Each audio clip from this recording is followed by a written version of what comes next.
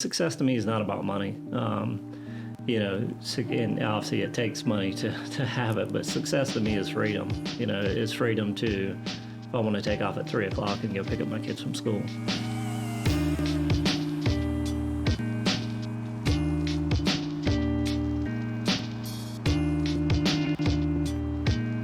Good morning. I'm here at the CEO Roofing Podcast, and for another edition, I got a special guest with me today, Preston Guyton. I'm really excited to have you here today. It's been actually a long time I've seen you. It's been almost like a year since COVID. I think it's been a little crazy. So good seeing you again for sure. But I'm really impressed from all your mentorship that you've done over the years. And I've known you for probably 8-9 years. And the people you've affected in Myrtle Beach and the area, the mentorship you've done for all the employees. And I'm grateful for you always and forever, man. You've done so much for me as growth. One question I want to ask you is your amazing mentorship. Okay, where did it come from? And I remember you took me one year to the ANAHB in Vegas, out of goodwill, basically. I didn't know anything. I'm a roofer, right? What I'll be doing an Home Builders Association show. What's your mindset behind this? What's your love to help others grow? I think it's it's really what I enjoy the most as far as building a team. So for me, that's the most enjoyable thing, is seeing other people do well and do well in business. So we actually, I think I met you when it was Monarch Construction. Yeah. So you actually framed a house for us in Collins Creek Landing, if you remember. Yeah. And then you switched it over, I think 2010, it became Monarch Roofing. But it's what I enjoy the most, is really, giving back and helping other people. So many people think that they could do it on their own. And I think if we all look back, somebody helped us along the way. So it's just good to be able to pass that on to other people. No, it's great memories back in 2010, and I always question myself, how do you ever buy a roof from me? It doesn't make much sense, especially back then. I remember you were talking about, you're advanced, right? So one of your passion was to, help everybody to grow, but the way to do it, you need a volume, you need a business, right? Yeah. So the way to get leads always impressed me so much, because you were talking about how to create attention online, how to generate leads, and I didn't even have a website yet. I was what are you talking about, Preston? Yeah, it was... you were the guy with the funny accent. That's how I got you. Works every time. He's like, meet this guy, Martin. He has a funny accent. Zan told me.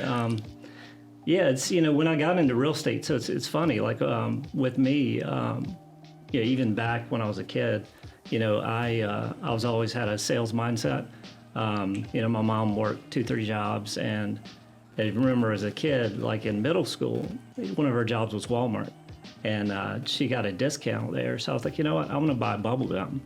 So I started selling bubble gum in middle school. And I made $100 or $200 a week doing that. It's just looking back over the things I've done.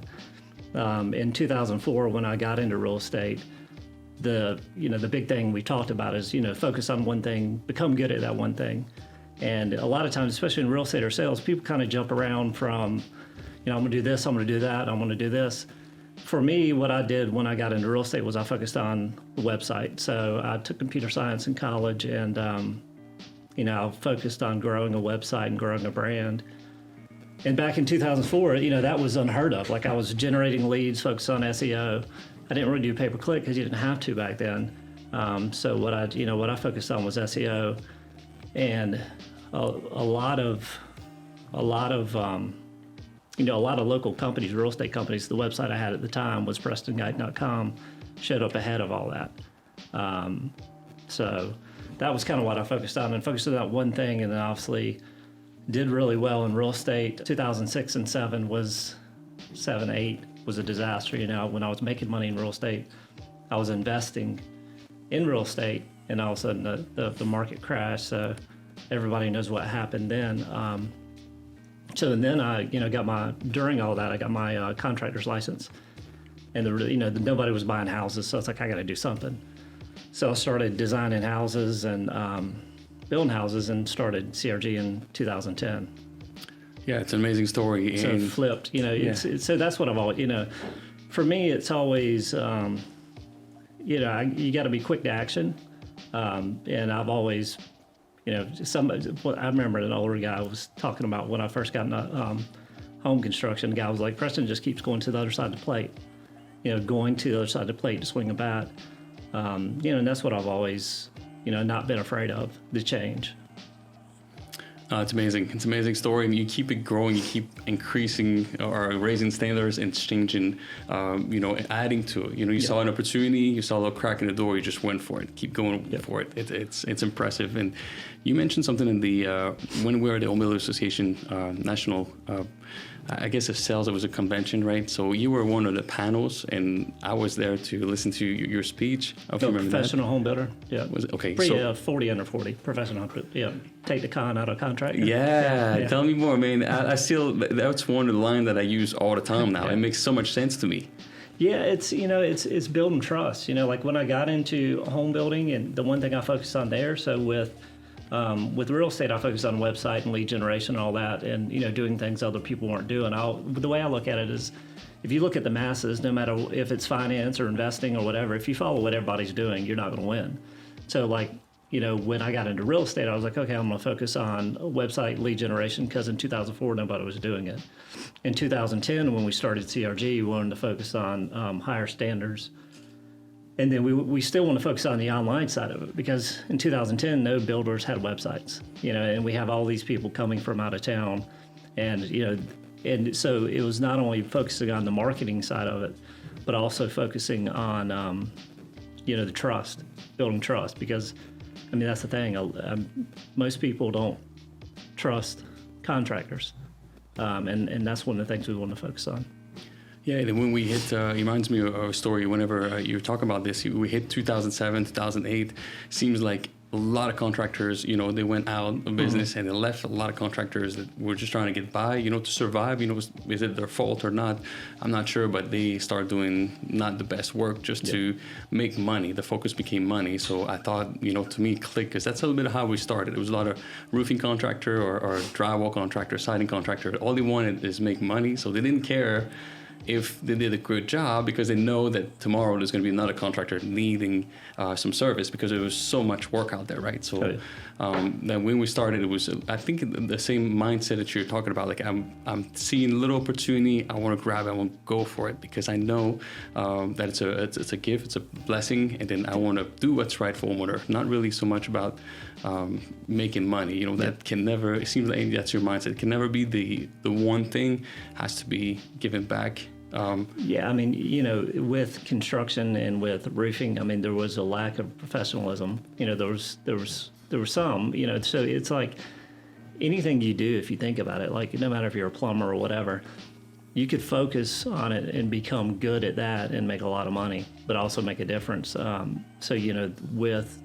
With you and with me, one of the things I focused on was professionalism and higher standards. Using the best products for construction, and we weren't making the most money. We could have easily gone the route of building houses that are $150,000, $200,000, use substandard products, and the percentage where we would have made would have been a lot more, and we would have sold a lot more. But with CRG, we focused on a very small percentage of the population and people moving to this area. Because the average house price is, I think it's $260 now. The average house we built was probably $600,000. It was a lot of big homes. I remember a lot of well-built homes too. I know you took a lot of time to do it right. Yeah, we focused. Oceanfront construction was obviously something we focused a lot on, and I think we built over 100 oceanfront houses. So you were talking about a little bit earlier. You were able to get leads from the website online, which. Hear a lot about, like, we got to get volume. A lot of businesses are focusing on volume. Let's get volume. But you were volume, but targeted volume towards what you were looking for, higher end homes.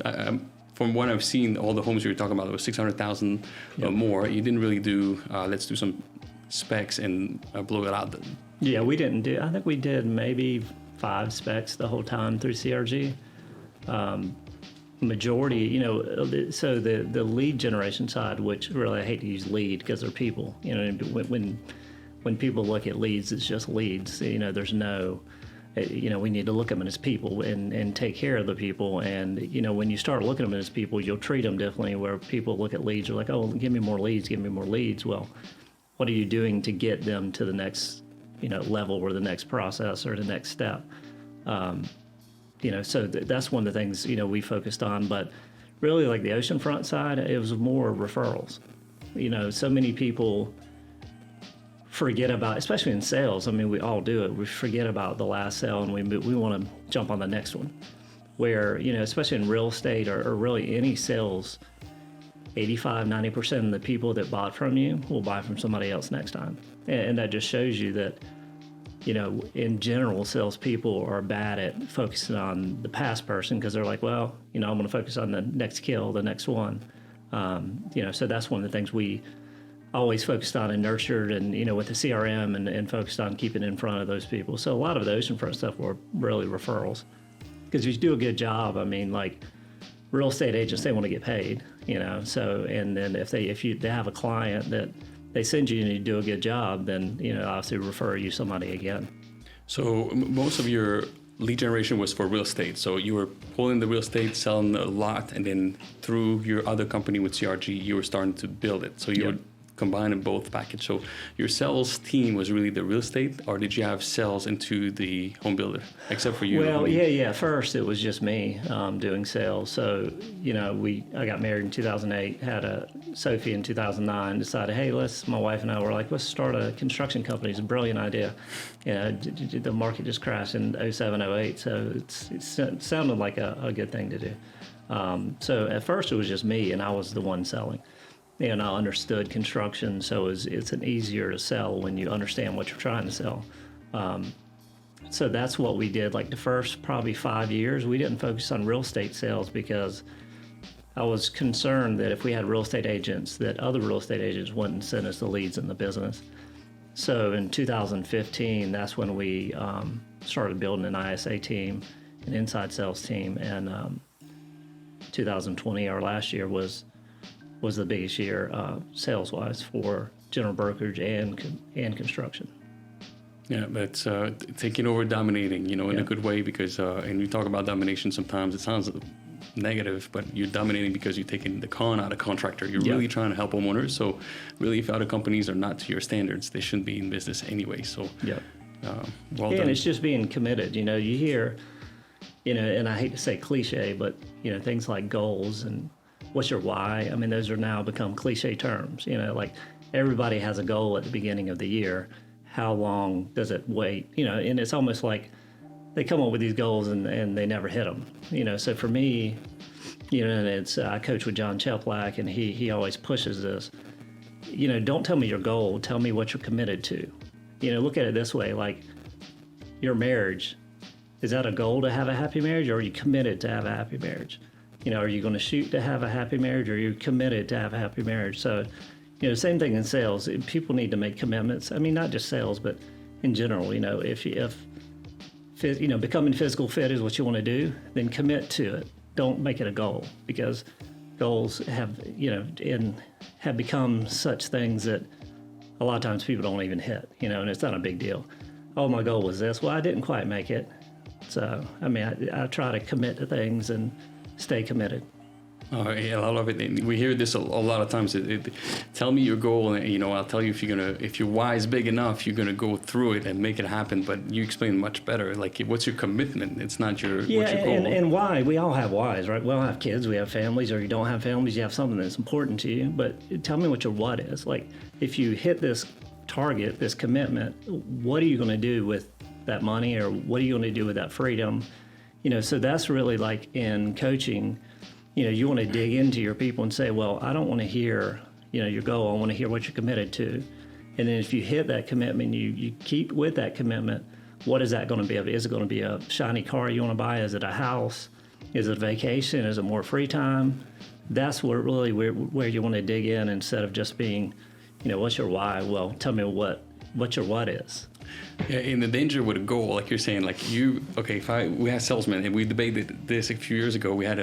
You got Mark, you probably met Mark. Yeah. So when he started, this guy was so powerful. I'd never met a talented salesman, natural like he was at the beginning. And we started building a little bit around inside sales team, a little bit taking from some of your advice. And I didn't give him a goal because I said, I don't know what your goal can be. I don't know what you're capable of. So the last thing I wanted is to put a glass ceiling on him. So let's say, hey, Mark, if you sell $3 million, that's your goal for the year. Yeah, you can reach that in June. What happens the rest of the year? Like you're coasting, right? And then the emotion, like we'll talk about emotion a lot. It's got to stay positive, right? You got to keep winning, winning, bring like success. Success is very fulfilling. So I have a fulfilling career starts there. You don't want to be negative because, again, if you hit your goal in June, you coast through the rest of the year, but then you don't sell every opportunities, then it's starting to be negative. So committing to what we don't know what it's going to be the goal, committing to the process. Committing to the process, committing to the plan, committing to, for me, it's my day's boring because every day I wake up at 4, I get up 4:30, work for 2 hours, I help my kids. I don't think it's boring, but it's not spontaneous, So I get up and I work for 2 hours. I get my kids ready, take them to school. I go home and work out for an hour and a half, then go to work. And then, for me, like a lot of people focus on what time you're going to wake up. Well, you're doing it backwards.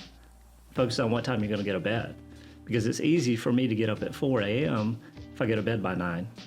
So some of the things like you got to go backwards to really get what you want to, start from the back and you'll get what you want. Yeah, it's great, and it gets me to talk about like work-life balance, man. I know you're super busy. And I called you a couple times a serial entrepreneur, and I want to get to this a little bit. You have many companies, and you crushed it. I feel like you were talking about like why would you, and then we talk about why would you go and then move on, because you just move on with Revolution and other opportunities. What was the trigger? And again, I look up to you because a lot of entrepreneur or business owners, there's not really any end game. How do you step up and say? Well, it's funny. Like in January of 2020, every year. Now I have a remarkable. So that's actually I could write on this But every other year I had a notebook and I'd have a journal at the beginning of the year. And the first page of that journal was what I wanted to do for the year. And so 2020, I wrote in that journal, I wanted to resign from CRG and find somebody to replace me. And it didn't really happen that way. I resigned in September and my business partners bought me out, which is great because leaving last year, like we did $120 million in, I think, general brokerage and $25 million in custom construction contract. It's our biggest year ever. And I left and people are like, why'd you do that? It's, for me, I'm not going to do it. Like, I'd go home and wasn't in the best place. And for me, I'm not going to do something just for the money. So it was, I fell out of love with construction. With permitting and zoning and all the changes and everything else, it just wasn't as fun anymore. And, we hit a level, and what I enjoy the most is going from zero to wherever. We hit a level, we weren't really growing anymore. So what I enjoy the most is building a team, helping people, and leaving CRG. I mean, they still focus on the same things. A lot of the people that I brought on when are still there. And, me leaving, they didn't have to replace my position because I brought on the right people and we had the right people. One of the things I always say is as a leader, you got to learn to delegate and elevate. You delegate responsibility to elevate that person. So you take people, you always want to elevate, and that's one of the hardest jobs is coaching and managing leaders. Why is that? What's the most difficult? Why is it so hard to? And I deal with this every day too. It's so hard. It just is. I mean, because a lot of managing leaders is looking at yourself and figuring out how you could become better yourself. So it's just more difficult, I think, managing leaders, and it takes a lot of you're looking at yourself and growing yourself to grow leaders as well. You ever heard of this? Hired your strength instead of hired your weakness. Yeah. Do you have any story about this? Like, it's hard because I love doing marketing. I love to be outside and meet people and create momentum. Yeah. And then the thing is, when I have, let's say, managers, and then there's manager, field manager, division manager. There's so many layers now from the field, let's say. But I'm really good to create momentum, right? So if I want to go through all those layers. Yeah. For you, I mean, you and I are a lot alike. Like, when you look at our businesses and what we focused on, I mean, I love marketing. You love marketing. At the end of the day, you take any company I did, anything I've done, is because I wasn't afraid to spend $1 on marketing, and a lot of the stuff I did myself and learned to do myself. But with construction, there wasn't with roofing, there was no marketing. It was pretty much. I mean, now there is now, right? And now there's more construction companies spending the money on it. But back then when we started, there wasn't. And for me, that's probably one of the most enjoyable things that I do on a daily basis is the marketing aspect of it, and the team building as well. No, that's awesome. And you're making that big switch that we talk about, okay? So again, you go from ownership to working at Revolution. You have a great position there. Tell me more about this. Is it, okay, so as an owner, I'm like, okay, sometimes I'm debating this all the time. People call, talk, and say, hey, Martin, once you work for me, you can have a work-life balance. Ownership, it's all the time. Is there advantages? How do you see it? The way we're set up, so we actually had a friend in Nashville that approached in 2019 for Revolution, and at first my wife was there, and I was just kind of helping, and then as that grew bigger and bigger, and we focused on the social marketing and marketing in general, and all the different things we were doing. She got busier and busier, and as I went further along on CRG, I had to figure out which way I wanted to go. And, to me, it was exciting to work with my wife again to build something up. So that's why I made that decision. But, I mean, really the way we're set up at like Revolution, the 2 branches, we have partners in the branches. Although you're working for corporate, there's still, like, we could market however we want to. There's approvals and things you have to do, but for the most part, it's similar to running your own business. You just don't have to worry about the HR side and the accounting side. That's all handled with corporate. So a lot of the things that are expenses that, for running a business, you have to pay for everything, or owning a business. Some of those costs are on them. Very good. But they also help. So you think about it, like it's almost what we have our own offices here. And then corporate spends the money on marketing as well. So they're spending money in all these different cities to create name recognition. And so there's a benefit to it. It's almost like a franchise setup. It's not really. So you can't, because of the liability and the just all the laws and everything else, you can't franchise a mortgage company. But it's similar, kind of similar setup, but not really. So where are you going with the Revolution? What's coming, man? You guys, I started seeing some billboards, and I seeing some locations. Yeah, so we have a billboard campaign starting in the next 2 weeks. It's in compliance now, which is a nightmare. But those should go up in about 2 weeks, and then we're still focusing on online lead generation, build an ISA team, just different types of marketing. It's like real estate, but it's not really like real estate. So it's, I'm trying to figure out that whole side of it with the lead generation and everything else. So it's a lot of social, social sharing and all those things. So. I love the name Revolution. It seems so powerful. We talk about like people love Apple. Well, why do they like Apple so much? It's almost like we love the brand, like Nike. Yeah. They make the best product all the time. I don't know, but I trust Nike. I trust. Yeah. Is that like to me, Revolution is like it's very powerful. It's going against the grain. What is your mission, your statement?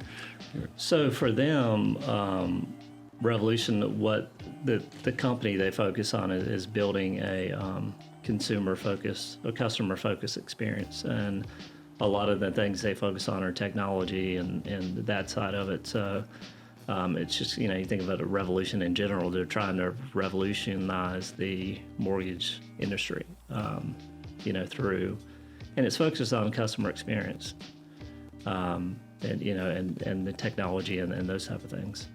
No, I love it, and I feel like bringing somebody like you into the industry, it's gonna be intense. So I'm looking forward to see the growth for sure, man. It's gonna be awesome.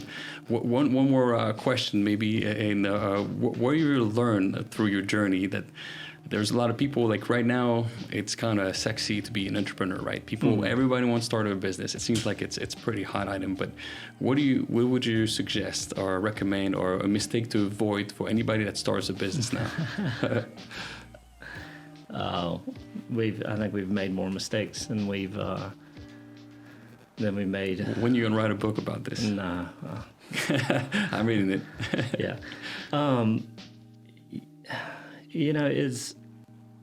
You gotta, like, I started going back, and I look at all the things I've done in my life. I started in restaurants, started in sales. I have mentors that I say are mentors, and they say to me, I wasn't your mentor. I'm like, okay, whatever. But it's just listening and focusing on the things that everybody else, don't focus on anything everybody's doing. For me, I've always wanted to focus on, like when we were doing automation in 2005, 2004, like email, all automation. Before automation, people even knew what it was. There was probably 10% or 5% of the businesses doing it back then. And then you fast forward to now, everybody's doing automation. There's no customer experience. There's nobody on the other side of the phone. If you try to call a company, what do you have to do to finally get somebody on the phone? So, early on, we focused on automation, then we flipped it. And when the inside sales team at CRG, we wanted to get away from automation and actually get to really speaking to people and, being on the phone with them. So really, I would say focus on what everybody isn't doing. If you're growing a business or starting a business, that's a good thing to do. Don't focus on the money. Focus on what you see or what you like to do, right? It doesn't matter what it is. If you become the best in the world at it and you're passionate about it, you'll figure out a way. Yeah, success to me is not about money. And obviously it takes money to have it, but success to me is freedom. It's freedom to, if I want to take off at 3 o'clock and go pick up my kids from school, if I want to go away for a weekend or, that's really success to me. And if you're working for somebody, it's kind of hard to find that, right? You can't just get up and go, where if you're a business owner, you have the ability to do those things. And I love it. So money isn't freedom, time is freedom. Yes. I love it. This is awesome and very powerful. I don't know if you have any other things for us, Preston. I covered all my questions for you. No, I don't think so. Last comment. It's awesome to see you and so passionate about doing what's right and helping others grow, man. I'm grateful for you forever for this, and you influenced me to become like this as well, because we always want to keep it close to ourselves sometimes, but now for the last many years, that's why I'm able to go to Hilton Head and Wilmington, have other people handle things so we can trust and then give him everything to grow and just go all in, but passionate about helping others. So I'm really grateful for you for that, for sure. So thank you very much for being here today, man. Love it. Sweet. Cheers. Thank you very much for watching the podcast. We're going to be showing this online. You can find us on YouTube, LinkedIn, Instagram, Facebook. You can also find Preston Guyton on Facebook, LinkedIn as well. So thank you very much for watching. We'll see you next time.